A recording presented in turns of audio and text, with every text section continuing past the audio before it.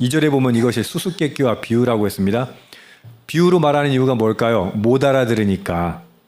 수수께끼처럼 지금 말하는 이유가 뭘까요? 지금 무슨 소리야? 궁금해서 보라는 얘기예요. 왜냐면 이스라엘 백성들이 하나님 말씀 치지리도 안 듣고 똑바로 말해도 안 들어요. 그래서 에스겔 시작하면서 어떻게 하나님 말씀하게 하세요? 프레젠테이션 하잖아요. 어떻게? 오른쪽으로 누워서 왼쪽으로 누워서. 저 왜 저러고 있대? 프레젠테이션 하는 거예요. 알아들으라고. 그렇게 차근차근 몸의 동작을 통해서도 보여주고 차근차근 말로 설명하고 해도 알아들었다 못 알아들었다? 못 알아들으니까 이번에는 수수께끼처럼 얘기하는 거예요. 야, 이젠 수수께끼처럼 얘기해. 그래서 비유로 얘기해. 독수리가 둘 등장합니다. 오늘 여러분 큐티책 교재에 보면 이거 설명이 아주 잘 돼 있어요. 나중에 함께 자료를 한번 보시고요. 독수리가 두 마리가 등장합니다. 첫 번째 독수리가 3절 나오는데 색깔이 화려하고 날개가 크고 깃이 길고 털이 숱한 큰 독수리가 레바논에 이르러, 그러니까 레바논 이 지역에 이르렀다는 말은 이 독수리가 그냥 독수리란 말은 아니겠죠. 그죠? 그럼 뭘 상징할까요? 바벨론을 상징하는 거예요. 바벨론의 느부갓네살 왕을 상징하는 거예요. 느부갓네살이 왕이 유다 왕권을 어떻게 했는가 이렇게 보십시오. 레바논에 이르러 백향목 높은 가지를 꺾되 유다 왕국과 왕권을 꺾어버린 거예요. 그 연한 가지 끝을 꺾어가지고, 그 연한 가지는 여호야긴 왕이에요. 유다가 남유다가 멸망할 때 패역했던 네 왕이 있었습니다. 여호아스, 여호야김, 그 다음에 여호야긴, 그 다음에 시드기야.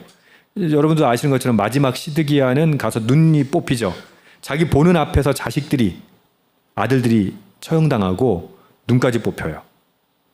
근데 그 시드기야 바로 직전에 있었던 여호야긴 왕이 3개월밖에 집권을 못해요. 3개월밖에. 무슨 말이냐면 나이 어린 왕이 이게 즉위를 했는데 느부갓네살이 와가지고 끌고 가버려요. 그 이야기가 4절이에요. 그 연한 가지를, 가지 끝을 꺾어가지고 장사하는 땅에 이르러. 왜 장사하는 땅이라고 합니까? 바벨론, 이 메소포타미아 지역이 그 당시에는 국제 무역의 중심지였거든요. 그러니까 거기를 뭐라고 표현한다? 장사하는 땅 이르러 상인의 성읍에 두고 그 연한 가지 끝, 다시 말해서 여호야긴 왕을 데려다가 바벨론에 끌고 간 거예요. 아직 시드기야는 아닙니다. 그럼 이제 여호야긴이 간 다음에 누가 남았다고요? 시드기야가 남아있는 거예요. 5절 보십시오. 또 그 땅에 종자를 꺾어 옥토에 심되 수양버들 가지처럼 큰 물가에 심더니, 시드기야는 실제 11년 동안 집권을 해요. 즉위해서.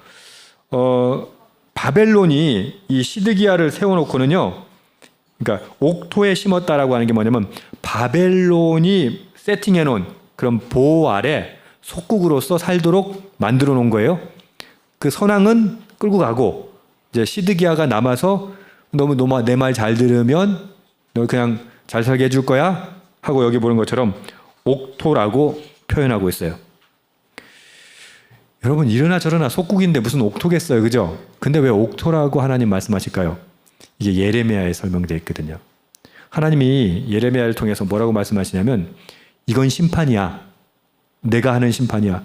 느부갓네살이 와가지고 바벨론이 와가지고 남유다가 쫄딱 망하는 건요, 바벨론의 힘이 아니라는 거예요.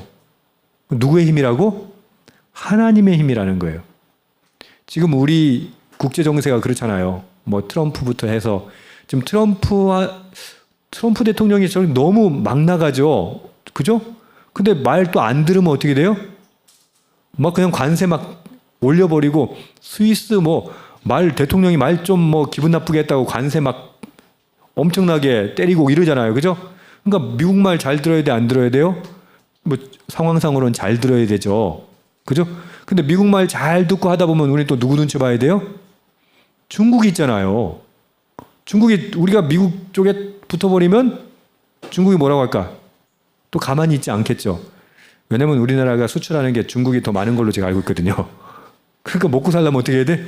미국에도 밑보이면 안 되고 중국에도 밑보이면 안 되고 지금 그 상황이라고 했을 때 여러분 우리는 착각하는 거예요. 아까 찬양할 때 뭐라고 했어요? 전능하신 하나님이라고 했잖아요. 능치 못하심이 없다고 했잖아요. 그러면 우리가 이런 외교적인 국제적인 정세들 상황들 이런 것들을 봤을 때 뭘 바라보고 의지해야 돼요? 하나님을 바라보고 의지해야 되는데 우리는 쉽게 어떻게 하게 돼요? 힘센 자들의 눈치를 보게 돼 있는 거예요. 그러니까 바벨론이 와가지고 여호야긴 왕을 데려가고 시드기야를 탁 세웠어. 이제부터 뭐 해야 된다? 바벨론 말 잘 들어야지. 이게 아니라는 거예요. 뭘 깨달아야 돼요? 그렇게 심판하시는 중심엔 그 배후엔 누가 있다? 하나님이 계신다. 그걸 유다가 깨달았어야 돼요. 근데 그걸 깨달았다 못 깨달았다? 못 깨달은 거예요. 심지어 예레미야를 통해서 뭐라고 하냐면 이거는 하나님께서 하시는 거니까 일단 바벨론 말을 들어라 이렇게 얘기해요. 예레미야는. 그래가지고 예레미야가 뭐가 된 줄 아세요? 역적이 돼요. 역적이. 왜요? 시드기야는 친애굽이었거든요. 친애굽으로 방향을 정치적인 외교적인 방향을 돌렸거든요. 근데 예레미야가 계속 뭐라고 그래? 야 바벨론 하나님이 사용하시는 거야. 그러니까 바벨론 말 들어. 그 어떻게 돼? 뭐가 됐겠어요? 예레미야가 엄청난 핍박을 받아요. 끌려다니고 그래요. 여러분 근데 여기서 오해하는 게 뭐냐면 그러니까 바벨론 말 들어야지. 그게 아니라니까요. 바벨론 뒤에 계신 하나님의 역사하심을 볼 수 있는 통찰력이 있어야 되는 거예요. 근데 우리는 통찰력보다는 당장 눈앞에 떨어진 문제에 몰입하게 돼 있죠. 매달리게 돼 있죠. 여러분 지금 어떤 문제 혹시 있습니까? 이러지도 못하고 저러지도 못하는 혹시 상황이 있습니까? 그럴 때 뭘 바라고요? 하나님을 바라봐야죠. 왜냐하면 이러지도 못하고 저러지도 못하는 상황을 하나님이 허락하셨을 거 아니에요. 오해하지 마세요. 하나님이 그걸 만들진 않아요. 그러나 욥기에서 보면 어떻게 해요? 사탄이 우리를 괴롭히고 우리를 고통스럽게 만들고 한다 하더라도 하나님이 허락하지 않고는 그렇게 안 된다는 거예요. 결국 뭐예요? 우리가 지금 겪고 있는 진퇴양난, 이러지도 못하고 저러지도 못하는 상황 속에서 이 상황을 허락하신 그 배후에 계신 하나님의 전능하신 하나님을 바라볼 줄 알아야 된다는 거예요. 근데 우리는 뭐가 겁나요? 하나님 겁나요? 당장 눈앞에 보이는 사람이 겁나요? 사람이 훨씬 더 겁나요. 상황이 겁나요. 이러다 망할 것 같고 이러다 죽을 것 같고 자식 키울 때 보면 이러다가 우리 아이는 사회에서 도태될 것 같고 그럼 어떻게 해요? 막 아둥바둥 그냥 사람 붙들고 사는 거예요. 다른 독수리가 등장하는 거예요. 이번에 독수리도 장난 아닙니다. 7절 보십시오. 날개가 크고 털이 많은 큰 독수리가 하나가 있었는데 그 포도나무가 이 독수리에게 물을 받으려고 그 심어진 두둑에서 그를 향하여 뿌리가 뻗고 가지가 퍼졌더라. 바벨론을 배반하고 이집트에게 애굽에게 팔을 뻗친 거예요. 외교적으로 도움을 요청한 거예요. 아까 말씀드렸죠. 하나님은 바벨론과 맺은 언약 지키고 그 안에서 하나님이 번성하게 하셨다고 표현되어 있잖아요. 그 번성함을 누리기를 원하셨어요. 근데 시드기야는 그렇지 않아요. 왜? 하나님이 안 보이고 여러분 시드기야가 어떤 왕이에요? 진짜 악한 왕이잖아요. 그 눈에 하나님이 보여요? 안 보여요? 안 보이죠. 하나님의 섭리, 하나님 일하시면 안 보여요. 그러니까 뭐만 보여요? 여러분 하나님이 안 보이면 사람밖에 안 보여요. 하나님이 안 보이면 상황밖에 안 보여요. 하나님이 안 보이면 위기밖에 안 보여요. 그 뒤에 배후에 일하시는 하나님이 보여야 되는데 시드기야는 그것을 볼 힘이 능력이 없었어요. 그러니 하나님이 세우신 질서, 그 언약, 계약 다 파괴하고 인간적인 술수로 외교술로 살아남으려고 했던 거예요. 결국 어떻게 될까요? 8절 보시면 큰 물가 옥토에 심은 것은 가지를 내고 열매를 맺어서 아름다운 포도나무를 이루게 하였음이라. 비록 바벨론의 속국이지만 하나님 플랜을 갖고 계셨던 거예요. 그 계획대로 일을 하시는 거였어요. 근데 그 하나님께서 일하심을 보지 못하는 사람은 어땠다? 사람이 무섭다니까요. 그 결과는 무엇일까요? 9절부터 10절까지입니다. 이 독수리가 어찌 그 뿌리를 빼고 열매를 따며 그 나무가 시들게 하지 아니하겠으며 그 연한 잎사귀가 마르게 하지 아니하겠느냐? 하나님께서 이 나무를 마르게 하실 거예요. 시들게 하실 거예요. 여기 보면 많은 백성이나 강한 팔이 아니라도, 이게 무슨 말이냐면 어떤 군사력이나 외교적인 해결 방법을 사용한다 할지라도 하나님의 심판을 막을 수 있다 없다? 없다. 그러니까 엉뚱한 데 가서 줄 대지 말라니까요. 여러분, 아무리 이집트 아니라 이집트에 따따블 갖다가 해도 하나님 심판하시기로 작정하시면 그건 끝이에요. 이게 지금 유다는 이미 심판받고 있는 중 아닙니까? 그럼 어떻게 해요?